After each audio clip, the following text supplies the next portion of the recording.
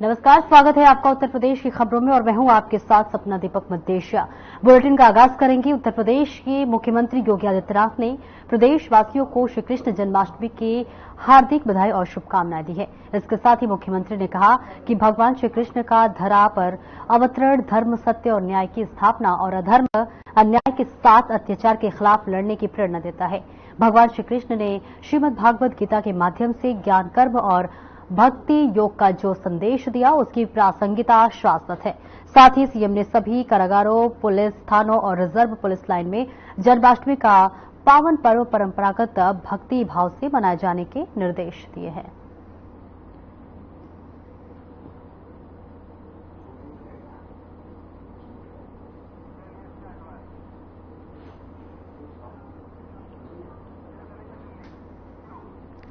और चलिए सीधे ले चलते हैं आपको दिल्ली, जहां पर पीएम मोदी मन की बात कार्यक्रम को संबोधित कर रहे हैं और इसी के साथ साथ कार्यक्रम का 113वां एपिसोड जेपी नड्डा ने कार्यक्रम में भी प्रतिभाग किया। वही कार्यकर्ताओं के साथ मन की बात कार्यक्रम को भी सुनी है।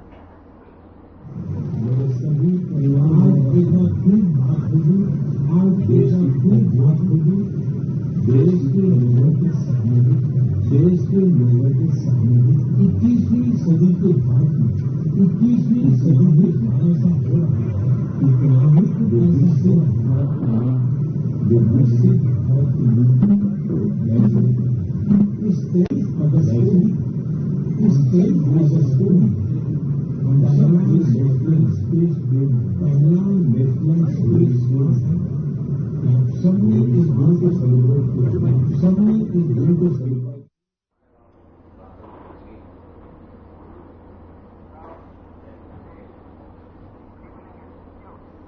और वहीं प्रधानमंत्री नरेंद्र मोदी ने मन की बात कार्यक्रम को संबोधित किया। इस दौरान पीएम मोदी ने भारत में हो रहे स्पेस सेक्टर में हो रहे रिफॉर्म के बारे में बात की। उन्होंने कई युवाओं से चर्चा भी की। हम सब देशवासियों ने पहला नेशनल स्पेस डे मनाया। मुझे विश्वास है कि आप सबने इस दिन को सेलिब्रेट किया होगा। एक बार फिर चंद्रयान 3 की सफलता का जश्न मनाया होगा। पिछले वर्ष इसी दिन चंद्रयान 3 ने चांद के दक्षिणी हिस्से में शिव शक्ति पॉइंट पर सफलतापूर्वक लैंडिंग की थी। भारत इस गौरवपूर्ण उपलब्धि को हासिल करने वाला दुनिया का पहला देश बना। साथियों, देश के युवाओं को स्पेस सेक्टर रिफॉर्म से भी काफी फायदा हुआ है। इसलिए मैंने सोचा कि क्यों न आज मन की बात में स्पेस सेक्टर से जुड़े अपने कुछ युवा साथियों से बात की जाए। मेरे साथ बात करने के लिए स्पेस टेक स्टार्टअप गैलेक्स आई की टीम जुड़ रही है। इस स्टार्टअप को आईआईटी मद्रास के एलुमनाई ने शुरू किया था। ये सारे नौजवान आज हमारे साथ फोन लाइन पर मौजूद है। सुयश, डेनिल, रक्षित, किशन और प्रणीत। आइए इन युवाओं के अनुभवों को जानते हैं। हेलो। हेलो। नमस्ते जी। नमस्कार सर। अच्छा साथियों, मुझे ये देखकर खुशी होती है कि आईआईटी मद्रास के दौरान हुई आपकी दोस्ती आज भी मजबूती से कायम है। यही वजह है कि आपने मिलकर गैलेक्स आई शुरू करने का फैसला किया और मैं आज जरा उसके विषय में भी जानना चाहता हूं। इस बारे में बताइए। इसके साथ ही ये भी बताएं कि आपकी टेक्नोलॉजी से देश को कितना लाभ होने वाला है। जी, मेरा नाम सुयश है। हम लोग साथ में, जैसा आपने बोला, सब लोग साथ में आईआईटी मद्रास में मिले। वहीं पर हम लोग सब पढ़ाई कर रहे थे, अलग अलग ईयर्स में थे अपने इंजीनियरिंग के। और उसी वक्त हम लोगों ने सोचा कि एक हाइपरलूप नाम का एक प्रोजेक्ट है जो हम लोग चाहते थे साथ में करेंगे।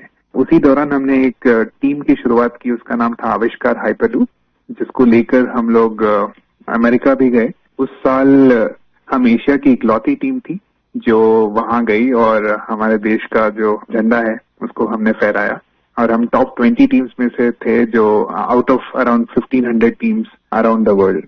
चलिए, आगे सुनने से पहले इसके लिए तो बधाई दे दूं मैं। बहुत बहुत धन्यवाद आपका। उसी उपलब्धि के दौरान हम लोगों की दोस्ती काफी गहरी हुई और इस तरीके के कठिन प्रोजेक्ट्स और टफ प्रोजेक्ट्स को करने का कॉन्फिडेंस भी आया। और उसी दौरान स्पेसएक्स को देख के और स्पेस में जो आपने जो ओपन अप किया एक प्राइवेटाइजेशन को, जो 2020 में एक लैंडमार्क डिसीजन भी आया, उसको लेकर हम लोग काफी एक्साइटेड थे। और मैं रक्षित को इनवाइट करना चाहूंगा बोलने के लिए कि हम क्या बना रहे हैं और उसका फायदा क्या है। जी, तो मेरा नाम रक्षित है और इस टेक्नोलॉजी से हमको कैसे लाभ होगा मैं इसका उत्तर दूंगा। रक्षित, आप उत्तराखंड में कहाँ से हैं? सर, मैं अल्मोड़ा से हूँ। तो बाल मिठाई वाले हैं आप? जी सर, बाल मिठाई हमारी फेवरेट है। तो हमारा जो लक्ष्य सेन है ना, वो मेरे लिए रेगुलरली बाल मिठाई खिलाता रहता है मुझे। हाँ रक्षित, बताइए। तो हमारी जो ये टेक्नोलॉजी है, ये अंतरिक्ष से बादलों के आर पार देख सकती है और ये रात्रि में भी देख सकती है। तो हम इससे देश के किसी भी कोने के ऊपर रोज एक साफ तस्वीर खींच सकते हैं। और ये जो डेटा हमें आएगा, इसका उपयोग हम 2 क्षेत्रों में विकास करने के लिए करेंगे। पहला है भारत को अत्यंत सुरक्षित बनाना। हमारे जो बॉर्डर्स हैं और हमारे जो ओशंस हैं, सीज हैं, उसके ऊपर रोज हम मॉनिटर करेंगे और एनिमी की एक्टिविटीज को मॉनिटर करेंगे और हमारी आर्म्ड फोर्सेस को इंटेलिजेंस प्रोवाइड करेंगे। और दूसरा है भारत के किसानों को सशक्त बनाना। तो हमने ऑलरेडी एक प्रोडक्ट बनाया है भारत के झींगा किसानों के लिए, जो अंतरिक्ष से उनके पॉन्ड्स के पानी की क्वालिटी मेजर कर सकता है 1/10 ऑफ द करेंट कॉस्ट में।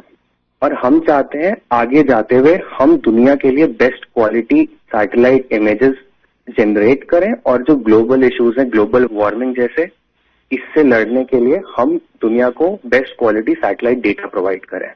इसका मतलब हुआ कि आपकी टोली जय जवान भी करेगी, जय किसान भी करेगी। जी सर, बिल्कुल।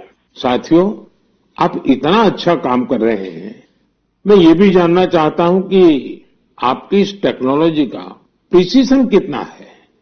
सर, हम लेस देन 50 सेंटीमीटर के रेजोल्यूशन तक जा पाएंगे और हम एक बार में approximately more than 300 square kilometre area को इमेज कर पाएंगे।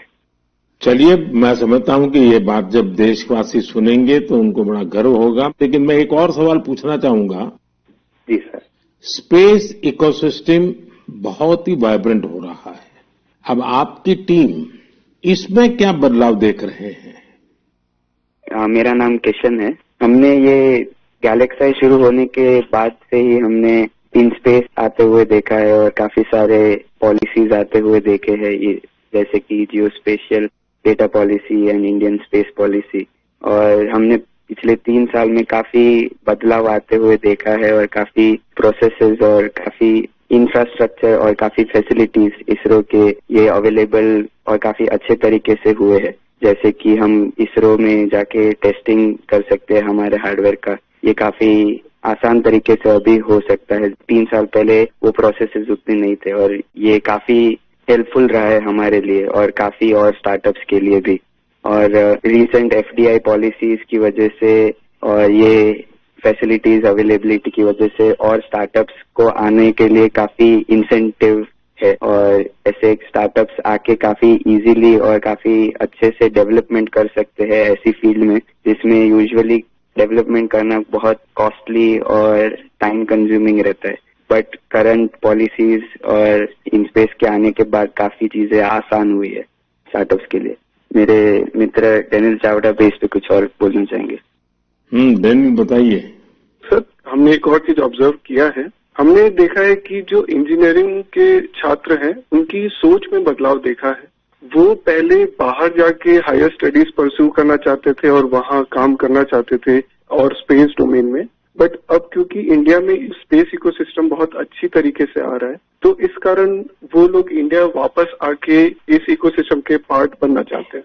तो ये काफी अच्छा फीडबैक हमें मिला है और हमारे खुद की कंपनी में कुछ लोग वापस आके काम कर रहे हैं इसी वजह से।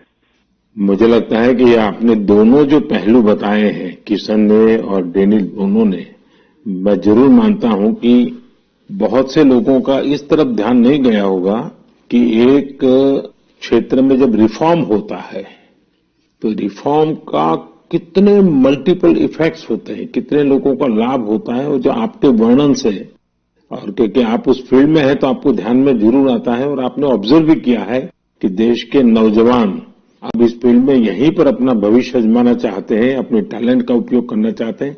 बहुत अच्छा ऑब्जर्वेशन है आपका। एक और सवाल मैं पूछना चाहूंगा, आप उन युवाओं को क्या संदेश देना चाहेंगे जो स्टार्टअप्स और स्पेस सेक्टर में सफलता हासिल करना चाहते हैं? मैं प्रणीत बात कर रहा हूँ और मैं एक सवाल का जवाब दूंगा। हाँ प्रणीत, बताइए। सर, मैं अपने कुछ सालों के एक्सपीरियंस से 2 चीजें बोलना चाहूंगा। सबसे पहली इज, अगर अपने को स्टार्टअप करना हो तो यही मौका है, क्योंकि पूरी दुनिया में इंडिया आज वो देश है जो वर्ल्ड का सबसे फास्टेस्ट ग्रोइंग इकोनॉमी है, और इसका मतलब ये हुआ कि अपने पास अपॉर्चुनिटी बहुत ज्यादा है। जैसे मैं 24 साल की उम्र में ये सोच के प्राउड फील करता हूँ कि अगले साल हमारी एक सैटेलाइट लॉन्च होगी, जिसके बेसिस पे अपनी गवर्नमेंट कुछ मेजर डिसीजंस लेगी और उसमें हमारा छोटा सा एक कंट्रीब्यूशन है। ऐसी कुछ नेशनल इम्पैक्ट की प्रोजेक्ट्स पे काम करने को मिले, ये ऐसी इंडस्ट्री और ये ऐसा टाइम है, गिवन कि ये स्पेस इंडस्ट्री आज अभी तक स्टार्ट हो रही है।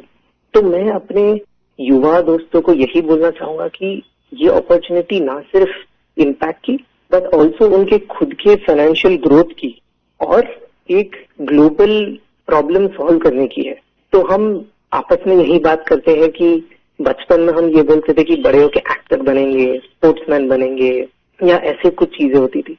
बट आज अगर हम ये सुने कि कोई बड़ा होके ये बोलता है कि मुझे बड़ा होके एंटरप्रेन्योर बनना है, स्पेस इंडस्ट्री में काम करना है, ये हमारे लिए बहुत प्राउड मोमेंट है कि हम इस पूरे ट्रांसफॉर्मेशन में एक छोटा सा पार्ट प्ले कर पाए। साथियों, एक प्रकार से प्रणीत, किशन, डेनियल, रक्षित, सुयस, जितनी मजबूत आपकी दोस्ती है उतना ही मजबूत आपका स्टार्टअप भी है। तभी तो आप लोग इतना शानदार काम कर रहे हैं।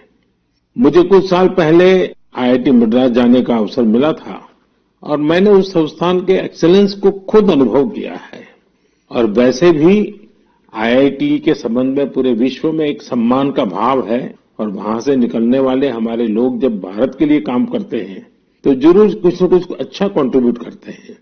आप सभी को और स्पेस सेक्टर में काम करने वाले दूसरे सभी स्टार्टअप्स को मेरी बहुत बहुत शुभकामनाएं हैं, और आप 5 साथियों से बात करके मुझे बहुत अच्छा लगा। चलिए, बहुत बहुत धन्यवाद दोस्तों। Thank you so much. मेरे प्यारे देशवासियों, इस साल मैंने लाल किले से बिना पॉलिटिकल बैकग्राउंड वाले 1 लाख युवाओं को पॉलिटिकल सिस्टम से जोड़ने का आह्वान किया है। मेरी इस बात पर जबरदस्त प्रतिक्रिया हुई है। इससे पता चलता है कि कितनी बड़ी संख्या में हमारे युवा राजनीति में आने को तैयार बैठे हैं। बस उन्हें सही मौके और सही मार्गदर्शन की तलाश है। इस विषय पर मुझे देश भर के युवाओं के पत्र भी मिले हैं। सोशल मीडिया पर भी जबरदस्त रिस्पांस मिल रहा है। लोगों ने मुझे कई तरह के सुझाव भी भेजे हैं। कुछ युवाओं ने पत्र में लिखा है कि उनके लिए वाकई अकल्पनीय है दादा या माता पिता की कोई राजनीतिक विरासत नहीं होने की वजह से वो राजनीति में चाहकर भी नहीं आ पाते थे। कुछ युवाओं ने लिखा कि उनके पास जमीनी स्तर पर काम करने का अच्छा अनुभव है, इसलिए वे लोगों की समस्याओं को सुलझाने में मददगार बन सकते हैं। कुछ युवाओं ने ये भी लिखा कि परिवारवादी राजनीति नई प्रतिभाओं का दमन कर देती है। कुछ युवाओं ने कहा कि इस तरह के प्रयासों से हमारे लोकतंत्र को और मजबूती मिलेगी। मैं इस विषय पर सुझाव भेजने के लिए हर किसी का धन्यवाद करता हूं। मुझे उम्मीद है कि अब हमारे सामूहिक प्रयास से ऐसे युवा जिनका कोई पॉलिटिकल बैकग्राउंड नहीं है, वे भी राजनीति में आगे आ सकेंगे। उनका अनुभव और उनका जोश देश के काम आएगा। साथियों, स्वतंत्रता संग्राम के दौरान भी समाज के हर क्षेत्र से ऐसे अनेकों लोग सामने आए थे जिनकी कोई राजनीतिक पृष्ठभूमि नहीं थी। उन्होंने खुद को भारत की आजादी के लिए झोंक दिया था। आज हमें विकसित भारत का लक्ष्य पाने के लिए एक बार फिर उसी स्पिरिट की जरूरत है। मैं अपने सभी युवा साथियों को कहूंगा, इस अभियान से जरूर जुड़े। आपका ये कदम अपने और देश के भविष्य को बदलने वाला होगा। मेरे प्यारे देशवासियों, हर घर तिरंगा और पूरा देश तिरंगा, इस बार ये अभियान अपनी पूरी ऊंचाई पर रहा। देश के कोने कोने से इस अभियान से जुड़ी अद्भुत तस्वीरें सामने आई। हमने घरों पर तिरंगा लहराते देखा, स्कूल, कॉलेज, यूनिवर्सिटी में तिरंगा देखा। लोगों ने अपनी दुकानों, दफ्तरों में तिरंगा लगाया। लोगों ने अपने डेस्कटॉप, मोबाइल और गाड़ियों में भी तिरंगा लगाया। जब लोग एक साथ जुड़कर अपनी भावना प्रकट करते हैं, तो इसी तरह हर अभियान को 4 चांद लग जाते हैं। अभी आप अपनी टीवी स्क्रीन पर जो तस्वीरें देख रहे हैं, ये जम्मू कश्मीर के रियासी की है। यहां 750 मीटर लंबे झंडे के साथ तिरंगा रैली निकाली गई और ये रैली दुनिया के सबसे ऊंचे चिनाब रेलवे ब्रिज पर निकाली गई। जिसने भी इन तस्वीरों को देखा, उसका मन खुशी से झूम उठा। श्रीनगर के डल लेक में भी तिरंगा यात्रा की मनमोहक तस्वीरें हम सब ने देखी। अरुणाचल प्रदेश के ईस्ट कामेंग जिले में भी 600 फीट लंबे तिरंगे के साथ यात्रा निकाली गई। देश के अन्य राज्यों में भी इसी तरह हर उम्र के लोग ऐसी तिरंगा यात्राओं में शामिल हुए। स्वतंत्रता दिवस अब एक सामाजिक पर्व भी बनता जा रहा है। ये आपने भी अनुभव किया होगा। लोग अपने घरों को तिरंगा माला से सजाते हैं। स्वयं सहायता समूह से जुड़ी महिलाएं लाखों झंडे तैयार करती हैं। ई कॉमर्स प्लेटफॉर्म पर तिरंगे में रंगे सामानों की बिक्री बढ़ जाती है। स्वतंत्रता दिवस के अवसर पर देश के हर कोने, जल, थल, नभ, हर जगह हमारे झंडे के 3 रंग दिखाई दिए। हर घर तिरंगा वेबसाइट पर 5 करोड़ से ज्यादा सेल्फी भी पोस्ट की गई। इस अभियान ने पूरे देश को एक सूत्र में बांध दिया है और यही तो एक भारत श्रेष्ठ भारत है। मेरे प्यारे देशवासियों, इंसानों और जानवरों के प्यार पर आपने कितनी सारी फिल्में देखी होगी, लेकिन एक रियल स्टोरी इन दिनों असम में बन रही है। असम में तिनसुकिया जिले के एक छोटे से गांव बारेकुरी में मोरान समुदाय के लोग रहते हैं और इसी गांव में रहते हैं हुलॉक गिबन, जिन्हें यहां होलो बंदर कहा जाता है। हुलॉक गिबन्स ने इस गांव में ही अपना बसेरा बना लिया है। आपको जानकर आश्चर्य होगा, इस गांव के लोगों का हुलॉक गिबन के साथ बहुत गहरा संबंध है। गांव के लोग आज भी अपने पारंपरिक मूल्यों का पालन करते हैं, इसलिए उन्होंने वो सारे काम किए जिससे गिबन्स के साथ उनके रिश्ते और मजबूत हो। उन्हें जब ये एहसास हुआ कि गिबन्स को केले बहुत पसंद है, तो उन्होंने केले की खेती भी शुरू कर दी।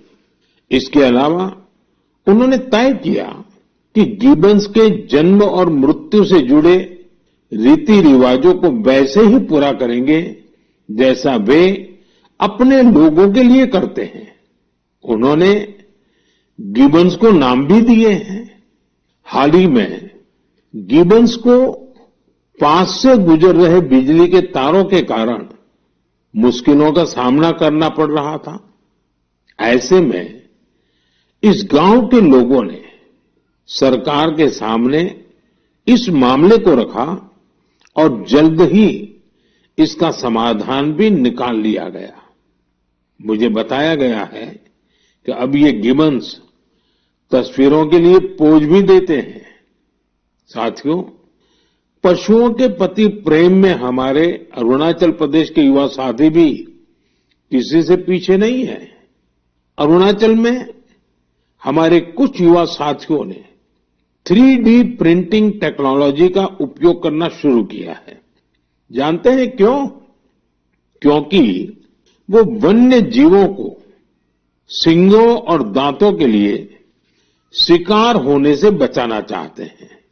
नाबम बापू और लीखा नाना के नेतृत्व में ये टीम जानवरों के अलग अलग हिस्सों की 3D प्रिंटिंग करती है। जानवरों के सींग हो, दांत हो, ये सब 3D प्रिंटिंग से तैयार होते हैं। इससे फिर ड्रेस और टोपी जैसी चीजें बनाई जाती हैं। ये गजब का अल्टरनेटिव है जिसमें बायोडिग्रेडेबल मटेरियल का उपयोग होता है। ऐसे अद्भुत प्रयासों की जितनी भी सराहना की जाए कम है। मैं तो कहूंगा अधिक से अधिक स्टार्टअप्स इस क्षेत्र में सामने आए ताकि हमारे पशुओं की रक्षा हो सके और परंपरा भी चलती रहे। मेरे प्यारे देशवासियों, मध्य प्रदेश के झाबुआ में कुछ ऐसा शानदार हो रहा है जिसे आपको जरूर जानना चाहिए। वहां पर हमारे सफाई कर्मी भाई बहनों ने कमाल कर दिया है। इन भाई बहनों ने हमें वेस्ट टू वेल्थ का संदेश सच्चाई में बदल कर दिखाया है। इस टीम ने झाबुआ के एक पार्क में कचरे से अद्भुत आर्टवर्क तैयार किया है। अपने इस काम के लिए उन्होंने आसपास के क्षेत्रों से प्लास्टिक वेस्ट, इस्तेमाल की हुई बॉटल्स, टायर्स और पाइप्स इकट्ठा किए। इन आर्ट वर्क्स में हेलीकॉप्टर, कार और तोपें भी शामिल हैं। खूबसूरत हैंगिंग फ्लावर पॉट्स भी बनाए गए हैं। यहां इस्तेमाल किए गए टायरों का उपयोग आरामदायक बेंच बनाने के लिए किया गया है। सफाई कामगारों की इस टीम ने रिड्यूस, रीयूज और रिसाइकल का मंत्र अपनाया है। उनके प्रयासों से पार्क बहुत ही सुंदर दिखने लगा है। इसे देखने के लिए स्थानीय लोगों के साथ ही आसपास के जिलों में रहने वाले भी यहां पहुंच रहे हैं। साथियों, मुझे खुशी है कि आज हमारे देश में कई सारी स्टार्टअप टीम भी पर्यावरण को बढ़ावा देने के लिए ऐसे प्रयासों से जुड़ रही है। और इस बुलेटिन में इतना ही। नमस्कार।